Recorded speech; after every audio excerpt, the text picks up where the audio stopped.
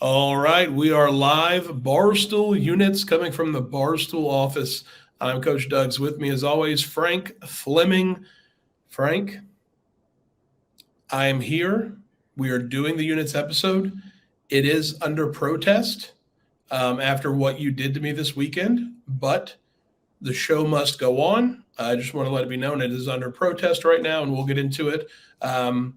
And I am going to ask you this. I don't care about the answer, but I'm going to ask because we start the show off every time. How you doing, Frank?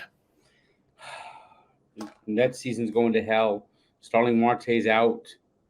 They're going to get swept in Atlanta if they even play in Atlanta. The Hurricane might rain the series out. Then they have to play the Padres, and they never beat the Padres. I mean, Yu Darvish, I think, has a 78 consecutive scoreless inning streak against the Mets. And yesterday, is that a real fact or is that a Frank fact? Yesterday in San Diego, they were actually celebrating, knowing that they're going to play the Padres, as the Nationals and Marlins both wore T-shirts proclaiming themselves. They're both wearing the classic "Pain for the Mets, Champagne for the Braves" T-shirts, which is the same shirts they wore in 2007. Except in the Braves, it was champagne for the Phillies. Gotcha. So it's not necessarily that everyone is Braves fans. They just all hate the Mets. Yeah. Gotcha. And then Buster Olney sent his daughter out to jinx the Mets with that creepy smile. Oh, okay. Hold on. So you do believe in jinxes or no? I do believe in jinxes, yes. And okay. So it's not a matter of you don't believe in them. You just don't have any bettor's etiquette. Well, yeah. Now I'm going to say this. Well, let's get into it. Let's preface this. So, this past weekend, we were in Hoboken, not on the live stream, because that didn't go too well. I assumed they were going to be in Hoboken. I guess you know what happens when you and that's my fault because I assumed no, Frank. I will take responsibility for this because I did not confirm with what you were saying. That is a lesson I need to learn. So I am taking responsibility for this. You believed that the live stream was going to be in Hoboken because someone or some people who you will not name for some reason, you believe we're talking about being in Hoboken for the live stream. Yeah, I could have sworn it on the previous Sunday that they said that next week we'll be able to live bet in Hoboken. And when you say they, who is they? Just general chatter. I don't know if Big Cat said it necessarily, but people in the back. Okay, so in general chatter, you heard somebody say Hoboken a week prior, and therefore you thought that we would be live streaming in Hoboken, and you did not confirm it with anyone. I did not confirm it. You see, that's the problem. I assumed. And you know what happens when you assume? You are usually wrong. No, I make an ass out of you and me. See, and that's where I'm going to draw the line because, and this is where I'm going to take responsibility. I should know by now that you assume so many things that just are not the case. That it's my fault.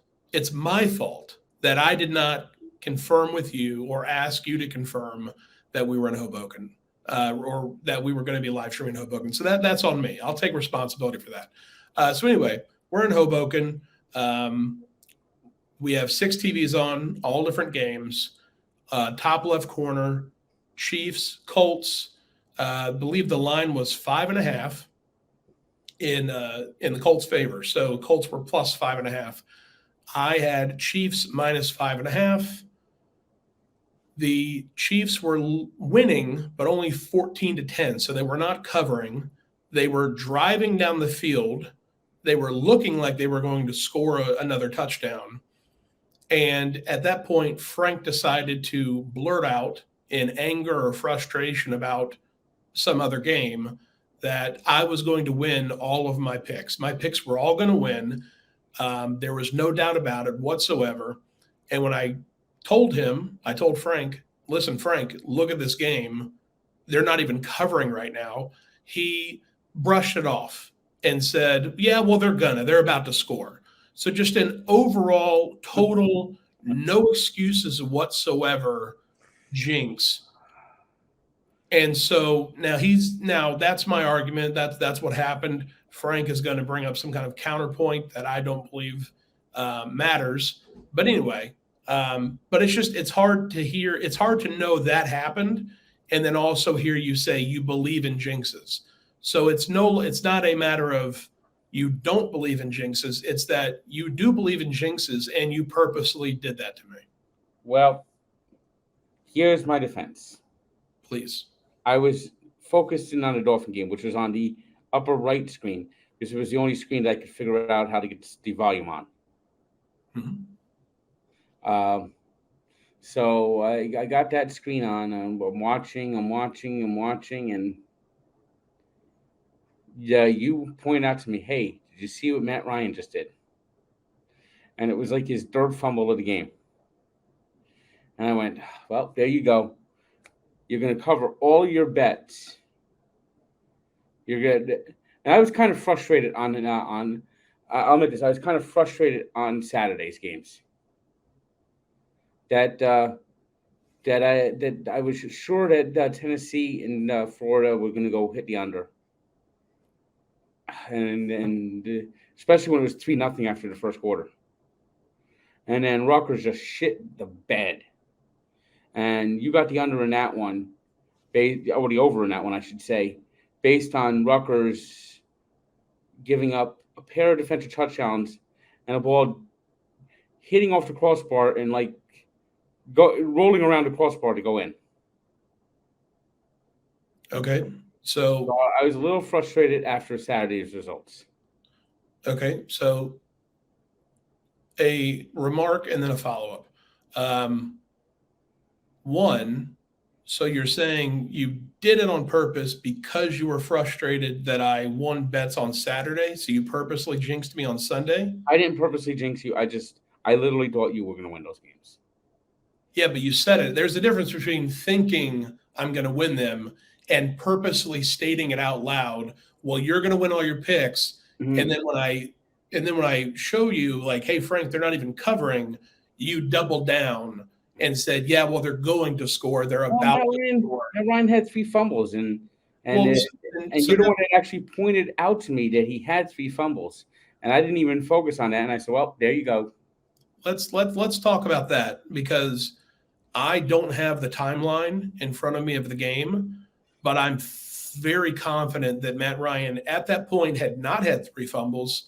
And also, it doesn't make sense that I would point out a Matt Ryan fumble that had just occurred if the Chiefs were driving down the field.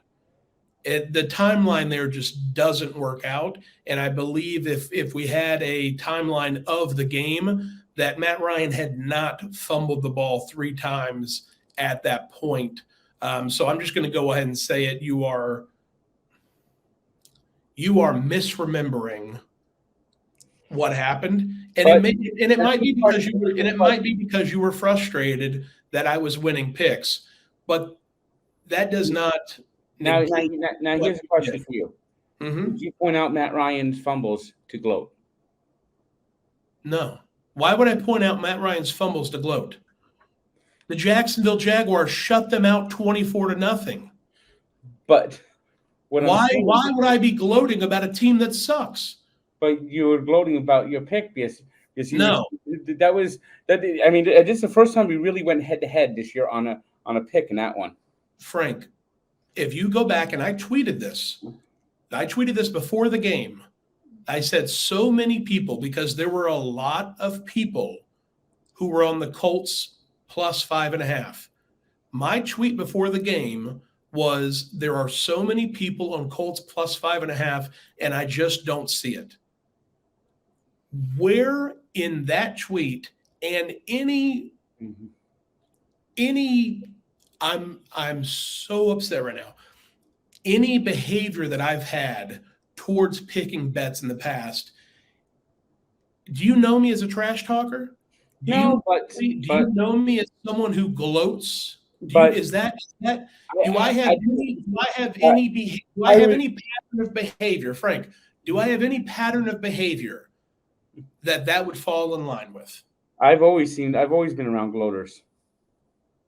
Frank, you're not answering the question. Frank, we talked about this over the weekend. You would be a horrible witness. You worked in a courtroom. I would hate for you to be a part of the court that I was part of because I would be locked Well, in prison.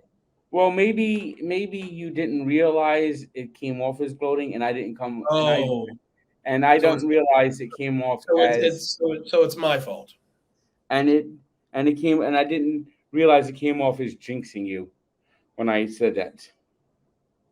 So you believe in jinxes, but you don't believe what you were doing was jinxing me. No. How is that possible? Do you not think that those two things are conflicting?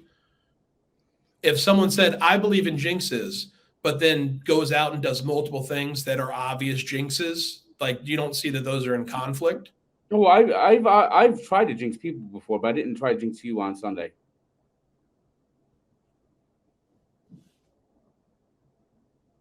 Well, so that's where we are. I think we can probably move on from here. But I basically I think based on what you just said, I think I've made the right decision. I can no longer watch sporting events with you. I had already cut off Mets games and people think that you play it up for the camera, but I've been sitting next to you on a couch when the Mets are up 4-0 in the seventh, and Bassett gives up a double, and you freak out because you think that's the beginning of the end. So I can't. I've already turned off the Mets games, but if I have a financial interest in any game, I cannot watch it with you. You are whether it's intentional or not, you purposely jinx people who are against your bets. And that's just not that's not Now I would say in my defense, I did actually have the Colts in that game, so I wasn't just rooting against you to root against you. I was rooting for me for the Colts to cover. Yeah, but you see at that point it would be a negate. It would just be a hey, we won't say anything to each other, especially since I am not the type of person that does that. I've been around people that have done that all my whole life. Well, Frank, you're blaming me for other people. You're punishing me. I'm being punished for the actions of others. Do you think that's right? It's just what I've always used to. Do you think that's right that I'm being punished? I'm sorry. Okay, I'm sorry for what I did. I didn't realize that I was jinxing you, and I'll try to. I'll do better. I don't know. I don't know if you can, Frank. I don't know if you can.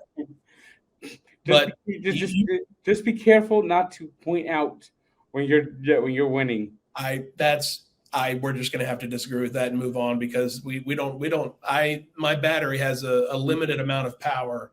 It can only go for a few more hours. So I think we'll have to move off of this topic. I mean, you want to talk about a real jinx. The Smile Lady has put the Mets into a funk. Starling Marte's out for the season. The division is gone. They're now tied. They got 3 games in Atlanta that they're surely going to lose without Starling Marte. Is Darin Ruf. I think Darin Ruf and James McCann are both sleeper agents for the Braves. And Tyler Nyquin might be too. You truly believe that? There's no way you can actually be a major leaguer and be as bad as Darin Ruf has been. I mean, I'm pretty sure we can find some players in those positions that have worse statistics. Without a doubt, I think the J.D. Davis for Darin Ruf trade might go down in history as one of the 10 worst trades in a deadline deal history. J.D. Davis, I'm not familiar with that. Is he related to? Are you talking about J.D. Doofus? Yeah, well, since he's gone His real name is J.D. Davis, but you referred to him as J.D. Doofus because you hated him as a player. Now you're upset that the Mets traded him away? Well, they literally traded him for a hunk of shit. That's what Darin Ruf is. He is a hunk of shit. Wow. So do you so JD Davis is still not good. This guy's just worse. Like, Just since going to San Francisco, JD Davis is batting near 300. He has 7 home runs. Darin Ruf doesn't even have 7 hits with the Mets.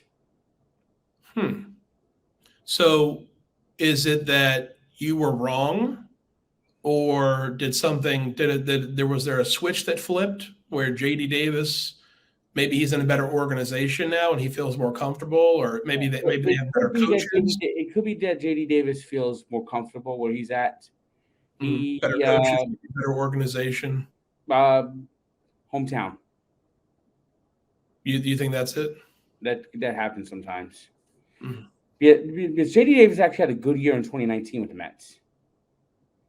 And the last 2 years, it's been garbage, and he only had 3 home runs for the Mets this year. He is batting .219. Not a good defensive player. So the Mets and Braves, they're tied for first place right now. It's over. The division's over. The Mets are gonna have to play the Padres, who they never beat. So a week from Friday, the Mets are gonna lose game 1 of the wild card, and then they're gonna lose game 2 of the wild card, and then they're gonna just be staring at a wild card banner for the next 5 years before they even come close to the playoffs again. So you believe that the Mets have lost the division? Yes. So are you not going to watch the rest of the games? I'm going to watch. Why would you watch, though, if you believe they've already lost? Suffering and pain. You're doing it to yourself.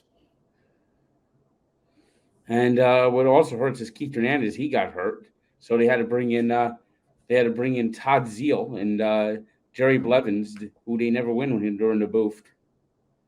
Jerry Blevins, he was a good reliever for the Mets a couple of years ago.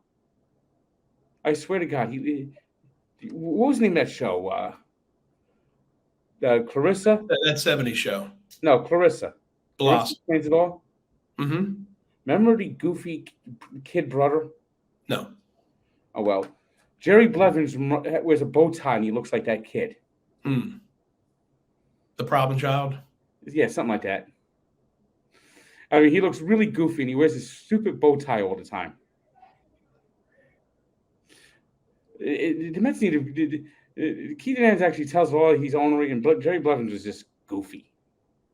So you believe the Mets have already lost the division? They needed to go into Atlanta with at least a 2-game lead. And they're going in. Well, we'll see if the games are played, but as of right now, they're going in tied. Yeah, and I think we're recording this early on Wednesday, about an hour before the first pitch. I think the Mets are going to lose today, and the Braves will naturally beat the Nationals. The Marlins, when they play the Mets, play it like it's Game 7 of the World Series. They play it with intensity. They play it with focus. They give the Mets everything they can. But when they play the Braves, it's like you talking about the Marlins team that lost like 11-2 when we were down in Miami? Yeah, well, they have not beaten the Braves once this year, and they've beaten the Mets like 6 times. But we saw the Mets beat them easily, like 11-2. Yeah, well, no, they did yesterday. Yesterday the Marlins crushed the Mets. They'll crush the Mets again today.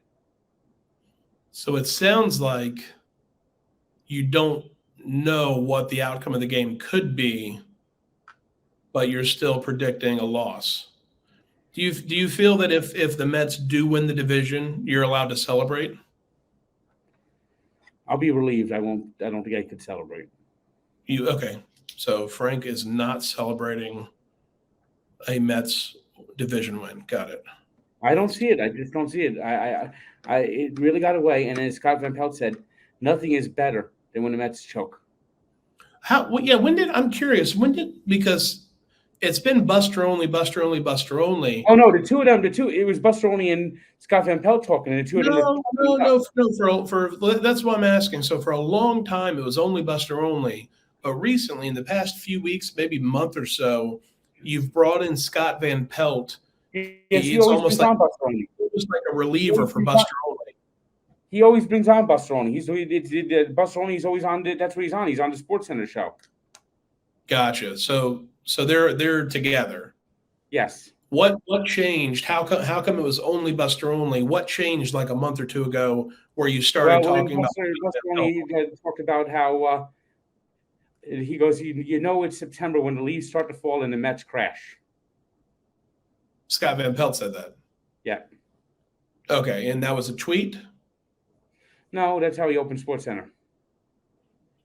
Okay, and so there's video of that. He actually said that verbatim. Something like that. What does something like that mean, Frank? It's not verbatim, but it's something around that. Something around specifically the Mets losing in the fall. Yeah, it's truly September when the Mets start to fade away. That sounds different than what you said earlier. I don't know, but we're talking about jinxes. We're talking about not celebrating division wins. I'll tell you what the major jinx is. I think it is actually Buster Olney's daughter, the one that's sitting behind all the Met games with that stupid smile on her face. Do we really have to bring kids into this, Frank? You hate Buster Olney. You lie about it. Do we really have to talk about his She's child? An adult. She's being paid to promote this movie that looks awful. It's a horror movie, right? It's not a horror movie. It looks like a horrible movie. As someone who's not a big fan of horror movies, I would say those fit hand in hand usually. Especially for cheap horror movies.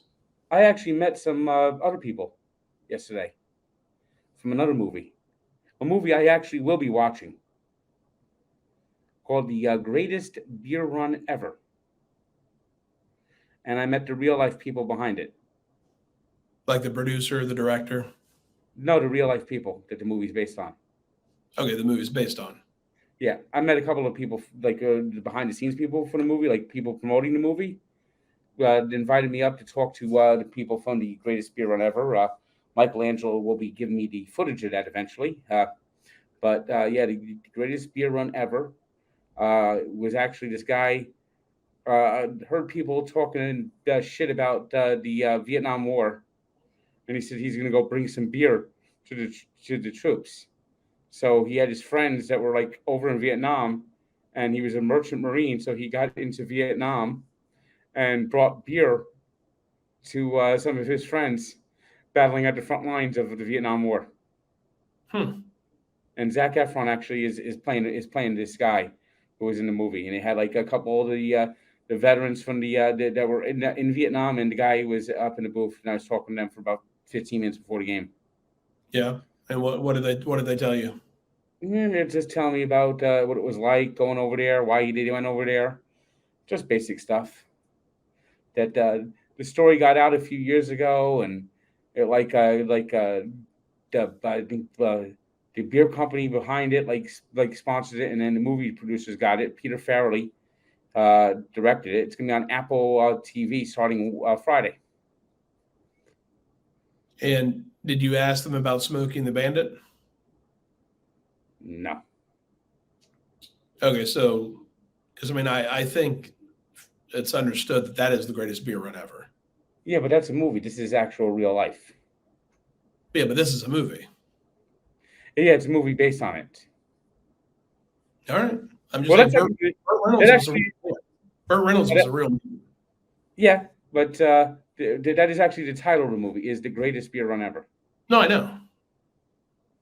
I'm just saying, listen, and then, thanks for your service, but I would, Burt Reynolds was a real man, But Smokey wasn't. No, Bandit wasn't. So the Dolphins and Jaguars. The Dolphins are undefeated, right? Yeah. I got to say, I don't feel good about this week's game. And Doug's, let me explain myself.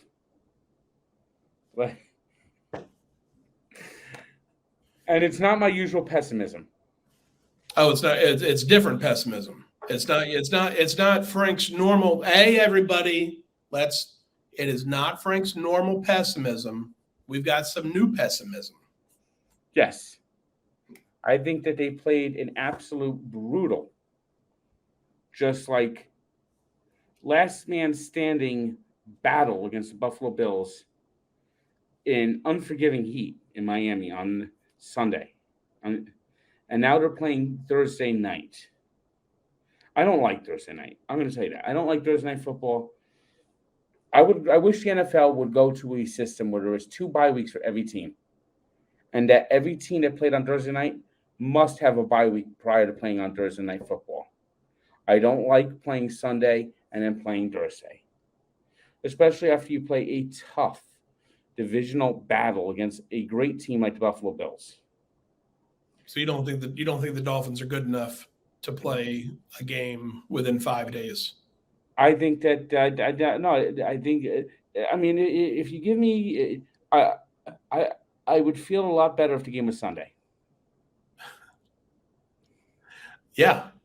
I mean, if it was reversed and the Dolphins that more time would also be better. Yeah, and if the Dolphins played played an easy game like the Bengals against the Jets, I mean, plus.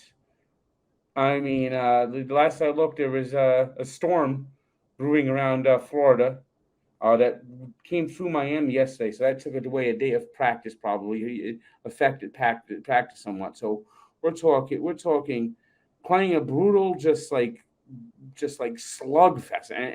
And the Dolphins, their defense was on the field for 40 minutes in that game, and somehow they won the game. The Bills ran out of timeout. The Dolphins overcame a butt punt. The Bills maybe made a few mistakes at the end of the game. Not great clock management from Buffalo, but the Dolphins, they didn't allow any deep passes. They didn't allow any big plays. They just kept everything underneath. And the Bills got a lot of third down conversions, a lot of fourth down conversions. Josh Allen had a great game, 400 yards passing, but couldn't get the touchdown. Dolphins defense did have one turnover. Tua, only had 19 minutes of offense. Maybe he had a concussion, but the Dolphins are saying it's his back, so that's the story, and I'm sticking to it. And they were beat up. The Dolphins came out of that game a little beat up. When you play a tough game against the Buffalo Bills, you're going to get beat up. I mean, I think the Buffalo Bills are going to go like 15-2, 16-1, and I mean 14-3. The Bills are not going to lose a lot of games. Yeah, well, I'm glad you prefaced it the way I saw your tweet that you said the nobody was going to beat the Bills, and then you said your prediction for the Bills, who no one is going to beat, was 14-2. Well, when I say nobody's going to beat the Bills, I mainly mean nobody's going to beat them. They're going to win the Super Bowl. Gotcha. So even though the Dolphins just beat the Bills, you do not have any faith in the Dolphins. It's not that I don't have faith in the Dolphins. I think that it was a fluke. They would lose that game 99 times out of 100. No, I wouldn't say 99 times out of 100. 75. No. 70. Maybe 70. But 69 for sure. But the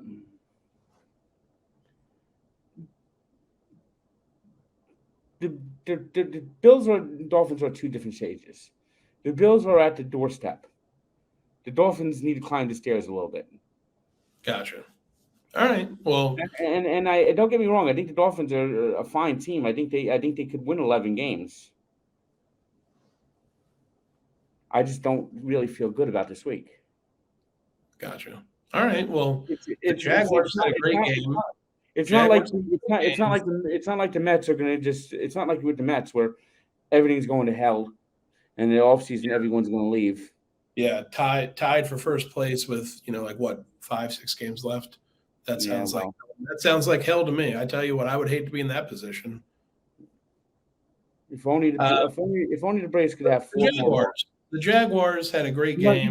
There's only one thing. There's one thing I ask of every single person. What I like about that, I like what I like most about it. They were up 31-10, and they were still throwing the ball. We could have easily just ran the ball to end the clock, but they were still out there, practicing plays. And so 38-10, it's a great win against Chargers. People will say, Herbert was injured, but he didn't look injured on a couple of those drives. He had some great drives, Herbert did. And so, he might have had an injury he was dealing with, but I don't think it was a major impact on his performance. And, the Jaguars they're 2-1. They're first place in the AFC South right now. I had them to win over 7.5 games. I had them to win first place. I had them to make the playoffs. I said in my blog, they might only lose 3 or 4 games this year, and I'm very confident. I'm happy with where the Jaguars are. You know what I'm happy about? It's not even that the Jaguars, like I'm confident that the Jaguars are going to go out there and win every game. It's that I'm happy that they have a chance to win the games. For so long, the Jaguars have not had a chance. It was just a known given fact that they were going to go out and lose. And so I'm happy that the Jaguars have a chance to win games. And I loved what Peterson said after the game. He said, "Listen, that was a great team, but we're a great team too." And so I'm happy with where the Jaguars are. I'm excited for the future. I'd tell you one thing I see about the Jaguars this year. They actually look like a professional football club. Mm-hmm. Yeah. And the hiring of Urban Meyer might be one of the worst decisions in NFL history. Yeah, it's definitely up there. And that, but hey, that's what I said. When they hired him, I said that. And Steve Spurrier, Lou Holtz, Nick Saban, Bobby Petrino, all those college coaches that failed in the NFL, nobody had a more epic fail than Urban Meyer. Well, of course. I mean, he didn't last a full season. He only won 2 games. One of those was against the Bills, and he stayed back in Cincinnati. He was found, having an extramarital, dance in Ohio, and then he was fired for kicking the kicker. That's a Jacksonville, Florida thing. I don't know what to say about it. Nick Saban had destroyed the Dolphins. It's taken 15 years to even come close to recovering from it, what he's done. Bobby Petrino, that was bizarre. His ender. Lou Holtz, I don't even know if you even knew he coached in the NFL. Mm-hmm. Yeah. He coached with the New York Jets for 1 season. The Jets won 3 games. He tried to have the first day he was in training camp, he tried to have the Jets sing a fight song that he wrote for the team. Mm-hmm. He made Joe Namath leave the Jets. Now Joe Namath was done. He was finished. But Joe Namath finished his career at the Rams. He didn't play his full career with the Jets, and a major reason why is because of the experience of Lou Holtz. But still, he chased Joe Namath out of New York. Yeah. But still not as bad as Urban Meyer. No, Urban Meyer takes the cake. Speaking of Urban Meyer, who is a 3-time national champion. Mm-hmm. Yeah. Speaking of him, so let's get to our picks. College. Let's I'll let you start, Frank. What are your college picks for this week? I think let's go ahead and state we're tied after 4 weeks, which I don't think it's surprising that we're tied. However, it is surprising we're 21-13-1. I would say actually a terrific record. That's a pretty good record. So we're both 21-13-1. Yes. And let's see where we are after this weekend. Go ahead with your college football picks. I'm going to go to the Barstool Office Bowl, the College Football Show Bowl. It's a showdown between Casey and Brandon. Okay. And I'm going to go with Brandon. I think Mississippi State, they're a 4-point favorite against Texas A&M. Texas A&M has looked flat at times. I mean, they lost to a Sun Belt team. They barely beat Miami. Arkansas, they kind of got a little bit fortunate in that one. game's in Mississippi State. I think Mississippi State gets the win. I think Mississippi State -4 against Texas A&M. Okay. Right. The next one I'm going to go to. I forgot who. I forgot. Oh, who? Okay, here it is. Clemson. You know, I picked against them last week, and I was lucky to win. They got the overtime win. They didn't get the 2-point conversion in overtime. This week, I'm actually picking Clemson. Okay. I'm going to go Clemson -6.5 against NC State. Okay, this next one is Baylor has looked impressive so far. They've looked strong. This is the matchup of 2 ranked teams. They're a home team. I think it's going to be a very good, close game. But I think Baylor's going to win -2 against Oklahoma State. Now, here's the one that's going to be interesting. Iowa, Michigan. Iowa has no offense, but they got a defense that is outstanding. Their defense is carrying the team. They lost to Iowa State, but they basically shut out Nevada. I think Rutgers got still 1 late touchdown against them. They scored 2 defensive touchdowns against Rutgers. They've scored. I think they've scored almost as many points on defense than they've scored on offense through some of their games. They had the game where they had 2 safeties and won 7-3 in week 1. They're an 11-point dog at home against Michigan. I don't think they're going to win, but I think their defense is too strong to lose by 11 points. I think that's going to be a game where they win 17-7, something like that. It's not going to be I'm going to be biting my nails that it's not going to be an upset. But I don't think Michigan. I don't think Iowa is going to lose by 11. So I'm taking Iowa +11. All right. And the over/under I'm taking is Alabama and Arkansas. I'm going to go over 61. Alabama, Arkansas, over 61. All right. You know what? I did not take an over, so I'm not taking an over this week. I just noticed that. But I'm comfortable with all my picks, though. Oh, you took all I thought you were doing one over/under every week. Okay, how about this? If we'll do one over, then I'll go ahead and start this while I'm looking up an over/under that I like. I'll start with, let me just go ahead and get out of the way, Michigan at Iowa. And by the way, let me say for the record that Notre Dame is not playing this week. Yeah, I assume that much. Michigan at Iowa.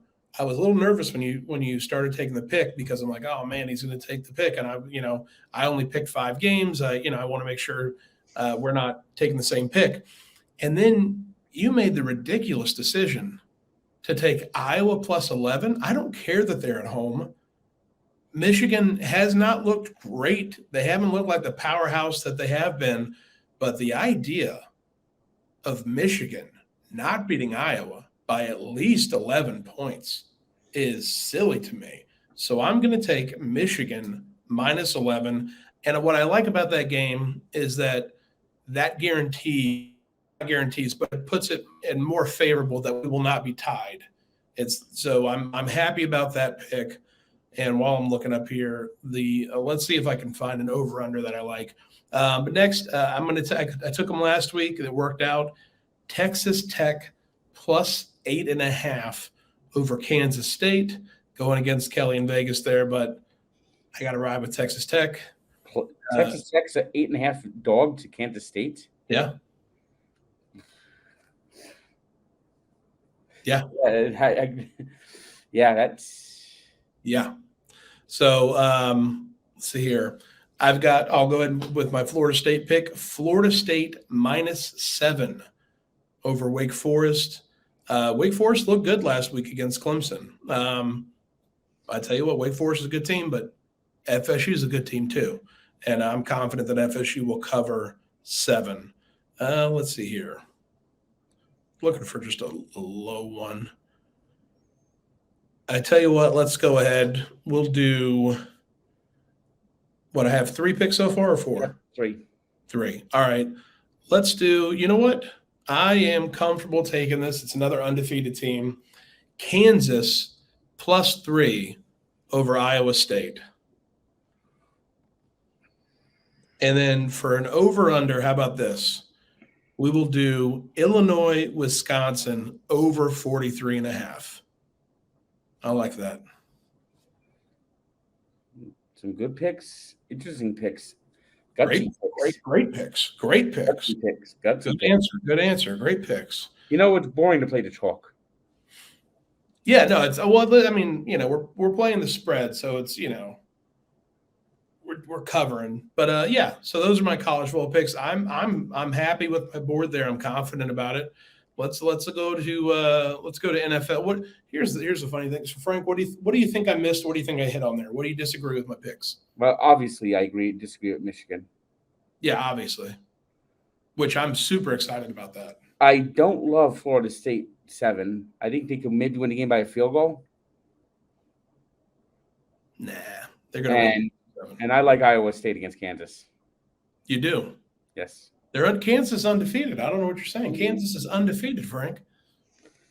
So was Rutgers last week. Yeah, I have a friend who went to Kansas. He's from Topeka, and he's all about Kansas. So that is a respect bet for my friend Mike from Kansas. By the way, Rutgers is, I think, a 49-point dog this week. Against who? A university that is in Ohio. Yeah. That's going to be rough for him. Yeah, and it's in Columbus too. Yeah. Oh, so you can bet it. Or no, you can still not bet it. No, you still can't bet it. It's because it's Rutgers. That's ridiculous. All right. It's a dumb rule. It's a dumb rule. But that's, hey, listen, we're in Jersey. Let's get to our NFL picks. Go ahead with your NFL picks, Frank. I already went over the reasons. I don't want to pick against the Dolphins. I've picked them to cover every game so far. They won every game so far. I had to take the Bengals -4.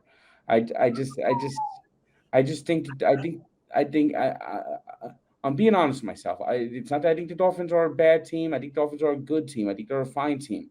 But you are going into Cincinnati. You've had to deal with a hurricane. You had to deal with a tough game. If this game was Sunday, I think the Dolphins win. It's Thursday night, and I just don't think the Dolphins have enough time to recover from Buffalo. Okay, I'm going to Merry Old England for my next pick. First London game of the season, and at the end of the game, they might not be singing "God Save the King." They're going to be singing God Save the Vikings." The Saints, Jameis Winston, they're doing a disservice to him right now. His back, he is not right. He's had a lot of up and downs in his career, mainly downs. This is not good for Jameis Winston. He's got the cracked vertebrae in his back. The cracked what? Vertebrae in his back. Okay, gotcha. And I don't think the Saints are a very good team right now. I think the Vikings -3. All right. The Cowboys, their defense looks like one of the best defenses in the NFL. They were in the Giants' backfield every game. It was almost like Daniel Jones had 2 seconds, 1 second, and the Cowboys were on him.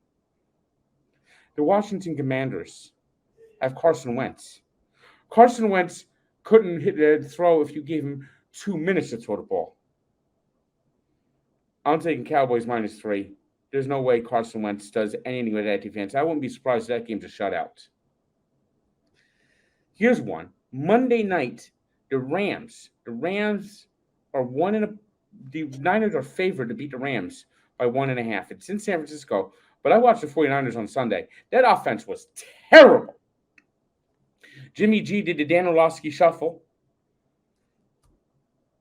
The Rams, they've won the last 2 games, starting to hit their stride. I'm taking the Rams +1.5. All right. And my over-under,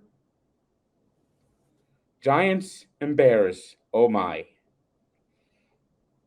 I think if you gave them 120 minutes, they couldn't reach 40 points. So I'm taking under 39. You love the unders. You'll have the unders. Yes, I do. And I thought about taking the under in Alabama, Arkansas, but then I had the bad memory of the explosion between the Gators and the Volunteers. So I said, you know what, I'm going to take the over. Yeah. Yeah, the SEC games always seem to go over, so I'm taking the over. But I'm taking the Giants Bears under. Both teams stink. Both teams stink. They have two quarterbacks who are just terrible. Daniel Jones, it's over. 4 years, get out of here. Don't ever sign a Duke quarterback again, the Giants. And then Justin Fields. I mean, the Bears are running a 1940 offense. I mean, it's brutal. The under 39 seems like it seems like it's easy. All right, there you go. So easy pick under for Chicago, New York Giants, according to Frank. Easy pick. All right, well, let's stick with that. Let's stick with Chicago. Yeah, I watched the Giants play. I took the Giants to win this past weekend. It did not work out for me. That was a horrible game. So I'm taking Chicago plus 3.5 over the New York Giants. My Jacksonville Jaguars pick. I like my team, Frank. I like the Jaguars. I like the team that I root for. I'm taking the Jaguars plus 6.5 over the Eagles.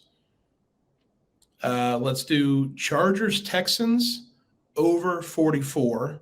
I'm confident about that pick. We'll do. Did you take the Bills Ravens? What was that? The over 44 for the For Chargers. Texans. Yeah, I'm super confident in that one. That just seems like an easy pick, as you would say. Chargers Texans. I don't know if the Texans can score a lot, but I think the Chargers will. They're not going up against the Jacksonville Jaguars' dominant defense this weekend, and I think Herbert's going to be fully capable of scoring on Will. So let's go Chargers Texans over 44. Next, I'm going to take the Bills over the Ravens -3. I think the Dolphins got lucky with the game ended. Oh yeah, I still think I agree. I actually considered taking that pick. Consider taking it. So I'm taking Bills -3 over the Ravens, and then I said it in my blog. I know they haven't had success finishing games, but I am confident Lions -4.5 over Seahawks. Solid picks. I don't. Feel very comfortable. I don't know. The funny thing is about the Bears Giant. The judging your picks, I would take the Eagles because I just been impressed by the Eagles. I wouldn't. Mm-hmm. And obviously, you're taking the Jaguars because you're a Jags fan. Well, no, I'm taking it. No, I happen to be a Jaguars fan. This Jacksonville team looks great. They look very good. They have like the number one defense in many. And the Jaguars offense, the Jaguars offensive line has only allowed 2 sacks on Trevor Lawrence this year. I certainly wouldn't mind them taking away the last undefeated team. That is not the Miami Dolphins. Mm-hmm. That would certainly make me happy. Although you think the Bengals would beat the Dolphins. I just got that feeling. I mean, I hope I'm wrong. No, I hope there are no undefeated teams after this weekend. That's very possible. Will the Dolphins pop champagne if the Dolphins lose the game? Like if the Dolphins, let's say the Dolphins win this week, but the Eagles lose, and next week there's only one undefeated team left, and it's the Dolphins. Did the Dolphins still pop champagne? That hasn't happened since 1984, and the champagne popping didn't start until 1985. So gotcha. I really wouldn't know. Gotcha. All right. So what do you think? You think they'll celebrate? The one pick that sticks out to me is the Bears Giants. You might win that game because it's 3.5. That game sounds like this game is going to be a field goal fest where I think the Giants are going to win 12-9. I don't like that. I don't You like win. 12-9? 3.5. Oh, I think whoever wins that game by a field goal, is what I'm saying. gotcha. Oh, you're saying the Dolphins win. I'm talking about the Giants Bears. Gotcha. I think that's a field goal game, no matter who wins that game. All right. Well, we'll see. Like I said, so as of right now, we are both 21-13-1. We had that push from college. I believe it was Tennessee, Pittsburgh. We're going to keep that on the card. But that's our record as of right now. We'll see where you're watching the games this weekend. We'll see where I'm watching the games this weekend. And, we'll talk afterwards. Yep. All right. So that's Barstool Units. Frank, please take us out. This is dedicated to the Buffalo Bills. Here comes the sun, do do do do. Here comes the sun, yeah. Here comes the sun. It's all right, sun, sun, sun. Here it comes. I just love the Buffalo Bills complaining about the unfair advantage that the Dolphins have in the heat. Like, they don't have an unfair advantage in December when it's colder than Hoft. See you next time. Click like and subscribe.